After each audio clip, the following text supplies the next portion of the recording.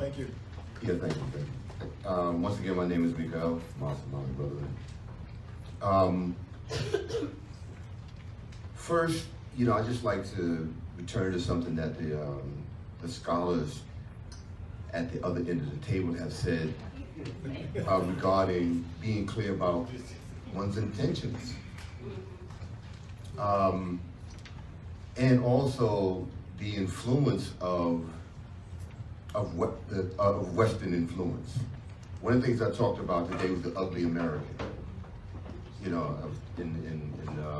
We're talking about culture.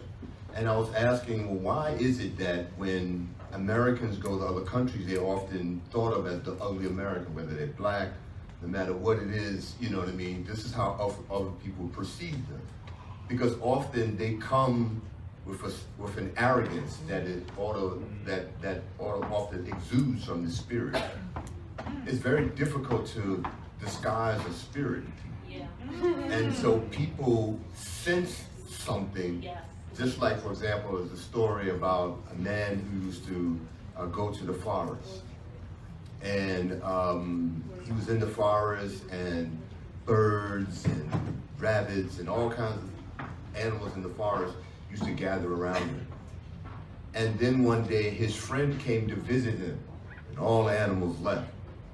And someone asked later on, why did the animals scatter when his friends came? And he said that they knew that he was a mediator. In the sense that, when he showed up, this, whatever it was that was in his spirit, manifested. And they were sensitive to that. I went to Nigeria a couple of times, not as basically, as a program evaluator. Not, I took advantage of the opportunity to go do some work to interact with people, because one of the things that they told me to do in Nigeria, in Lagos, was don't come outside at night. They kidnap Americans. No, I'm from Harlem.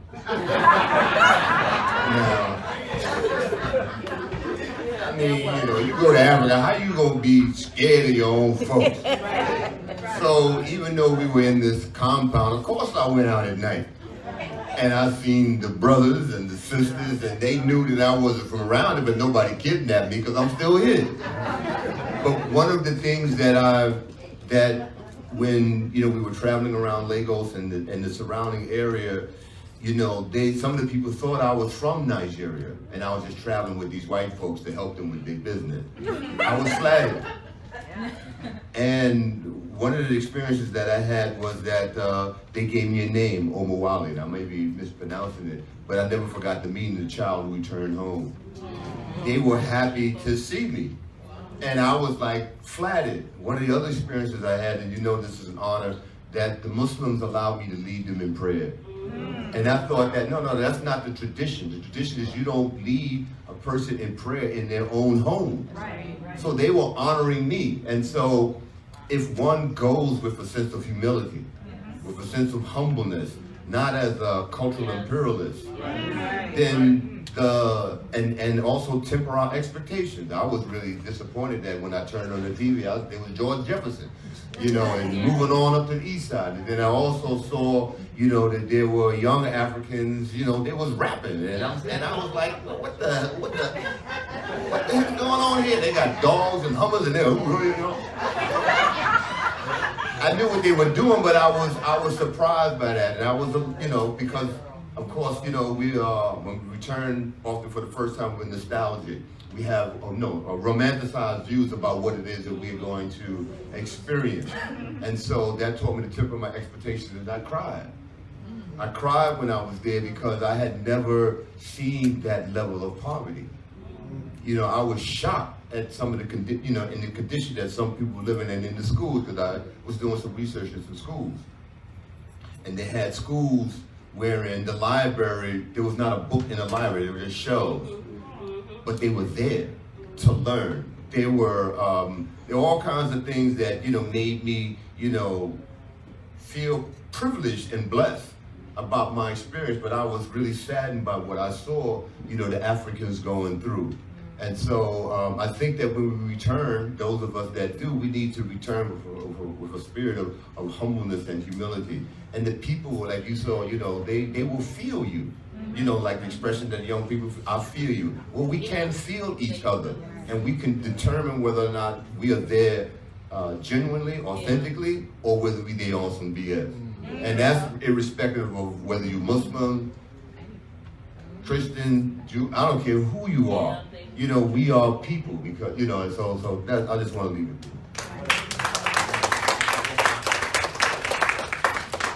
They say that, well, yes, we should go back with humility and grace, etc., etc. We also have to go back with pride and confidence and knowledge and knowing that we are grounded in where we are. We need to know our own history. Because of my personal particular situation, I am going to be spending like half of the year in Benin and half of the year here. And people are like, oh, isn't this wonderful? She's coming back. She's embracing her Dahomian roots. And I'm like, yeah, but I take a good look at those roots too. And there's some stuff there that is not so cool. Yes. And so I am not going to support what I call the Akata syndrome. Akata is a Nigerian word that supposedly means wild cat, but it is often used as a pejorative term to refer to people of African descent who are slaves. So I'm not going to support the Akata syndrome wherever it is. Not that people are necessarily thinking of us in terms of being enslaved people, but in terms of us not having a history, us not having a tradition, us not having cultures, us not having sensibilities that have evolved and emerged and have totally changed this planet over the course of 400 or 500 years. I go back to my roots with the pride that, yeah, I changed the world. Yes. I liberated the world. I made the music that you listen to. I walked the walk that you walk. I talked the talk that you, I did all of that. That's me. And me don't matter if me came from Cuba or Puerto Rico or South Carolina or North Carolina or Alabama or Haiti or Rio de Janeiro. I did that. We did that. And we have to take pride in that. And make it clear, especially women, especially sisters, there's some stuff in the patriarchy that is just not good. Yes. It's just not good. And in spite of the fact that historically it is women who have controlled the reins of power,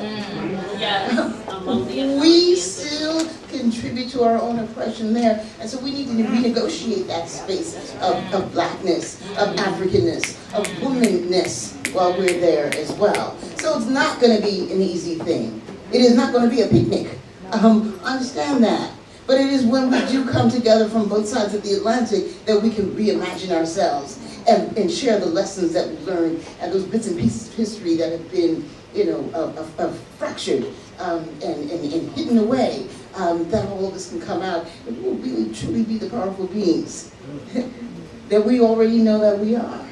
But we'll do it and we'll move with that space of knowledge and power that we need to rechange things. Yes. Can I quickly speak about knowing your history as an African American? Because there's a lot of assumptions that African Americans don't have a culture. We lost all of our Africanisms, which in the South, that's not true. I do think we need to go with respect, and I emphasize that because as much as we have fought to defend blackness, as a dark-skinned woman, there is still a lot of hatred of the bodies and wombs that give birth to blackness. So we can take the culture and the religion and the clothes and this and that, but there's still internalized stuff in us. And there's still things on the continent that happened that we don't even know about. Like Congo had actual rubber plantations. The Germans practiced on Namibia before they went to Germany. So I don't want to play it. I'm proud of what we have accomplished here. And I have been invited to work with the women of the Sefwi and the Igbo. So there is an exchange that goes on. I say it's not missionary work or anything. I take something back, I leave something because I come from somewhere and I talk about where I come from. But I also want to caution us that many times we look down on every African as colonial because we're dealing with elites. We're not going to the villages. And we don't know the stories of resistance. We don't tell those stories. In Senegal, many people resisted. King Pavita resisted, and I'm going to say her name because the average Christian in the world today is a woman of African descent. So regardless of what you believe, you need to know about how to talk about Quinta Vita, because mostly the sisters are still in Christianity, whether we like it or not.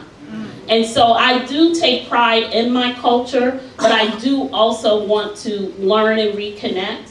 I just want to be mindful of that, because there's a lot of times when sometimes, again, we want the spirit of Africa, but we don't want the womb that gave birth to Africa, even among us in the diaspora. And the young lady asked about knowing the history of where you're from, and I do a lot of teachings on mine. I'm not a scholar, I'm just a brother. And the first thing I would tell someone is you study your family tree. Then you go to Alabama, Mississippi, Arkansas, South Carolina, where they're from, and learn about those black people there. Yes. Then learn about that region, and then learn about Africa, and then go ancient. Yes. Africa's been at war. Colonialism is just another European word for slavery. And to tell you, we cry chattel slavery, but the slavery that we call colonialism was more psychologically brutal, Yes. more physically brutal than you can ever imagine. And this war, it has been a race war.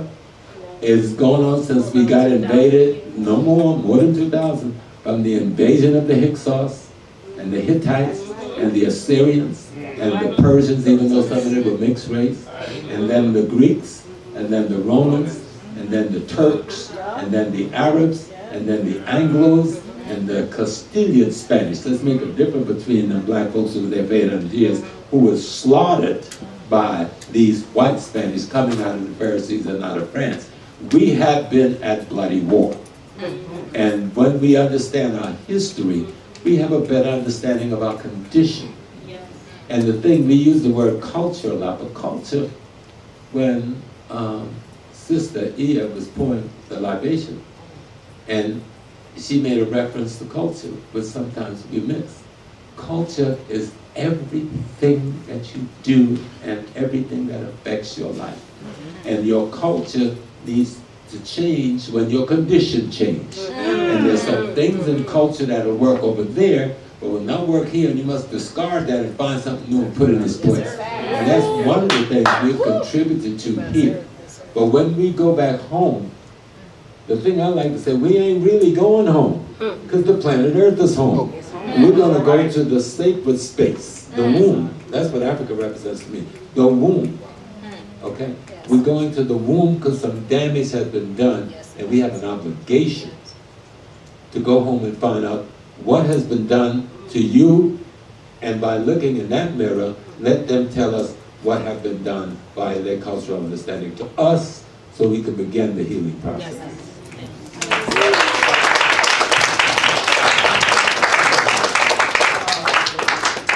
Yes, I have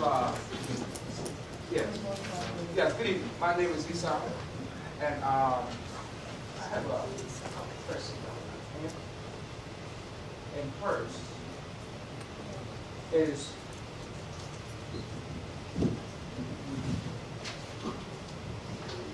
a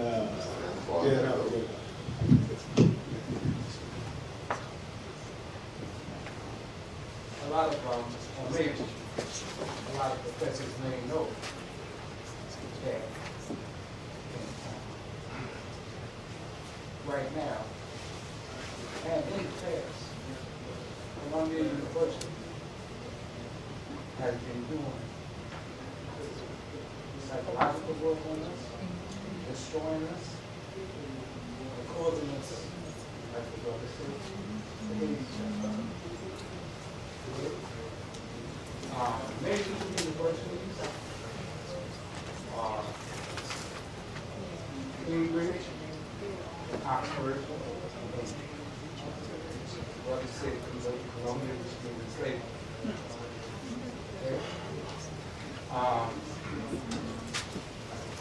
Aside from being the biggest real estate in Harlem, Columbia, that's dispossessing blacks right now, making them homeless, causing more conflict.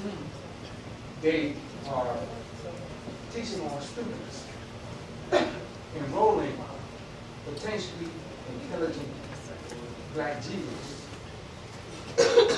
and are programming them to come back into the black community, black society, and help